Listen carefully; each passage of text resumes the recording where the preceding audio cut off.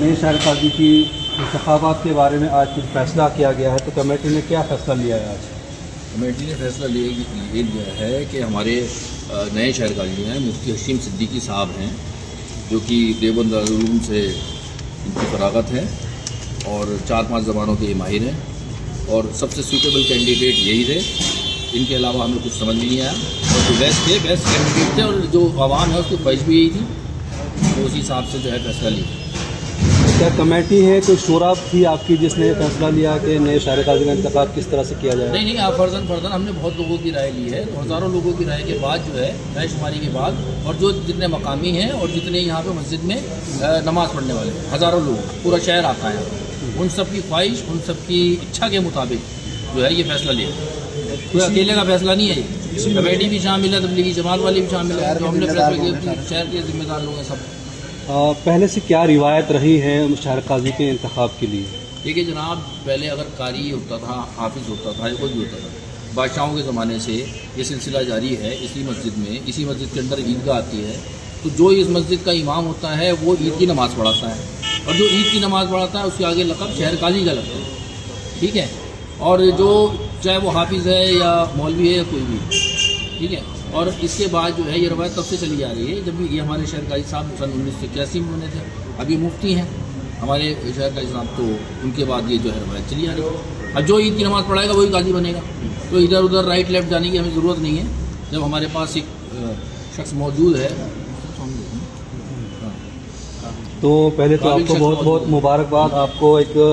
تاریخی شہر جو دہرادون ہے اس کا شہر قاضی منتخب کیا گیا ہے، بہت بڑی ذمہ داری ہے، آپ کس طرح سے دیکھتے ہیں اس کو؟ جی بالکل، بہت بڑی ذمہ داری ہے اور میرے کاندھے پر ڈلی ہے، تو میں پوری کوشش یہ کروں گا کہ میں جو بھی مجھ سے ہو سکے گا اور مسلمانوں کے حق میں جو بھی چیزیں میں کر سکوں گا میں انشاءاللہ کروں گا، اور جو بھی جو ہے آئندہ کے لیے جو مسلمانوں کی پسماندگی ہے اور جو دوسری چیزیں ہیں ان کے حق میں، مسلمانوں کے حق میں جو بھی فیصلے ہو سکیں گے اور جو بھی چیزیں ہم کر سکیں گے انشاءاللہ ہم کریں گے،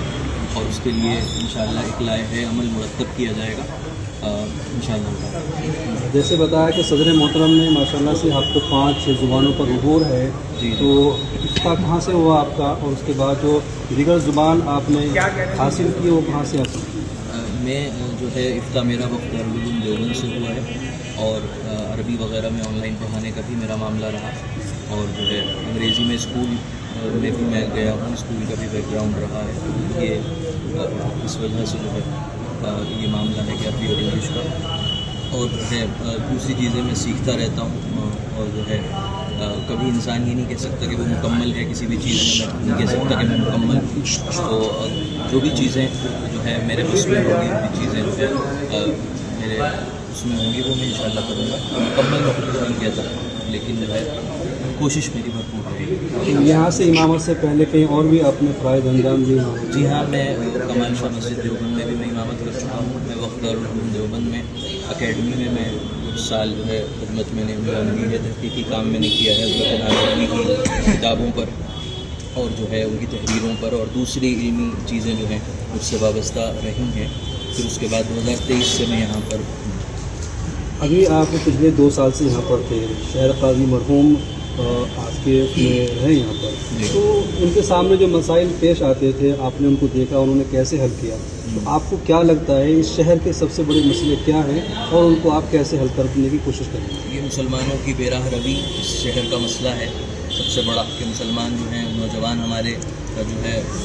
برے حالات کا شکار ہیں، جیسا کہ شہر کا ماحول ہے۔ تعلیمی پسماندگی ہمارے ساتھ ہے کہ ہم جو ہے تعلیم میں بہت پیچھے ہیں، اس میں ہمیں آگے ہونا چاہیے۔ اگر تعلیم میں ہم پیچھے ہیں تو ہر چیز میں گویا ہم پیچھے ہیں، تو تعلیم میں انشاءاللہ جو بھی اقدامات ہوں وہ ہم کریں گے،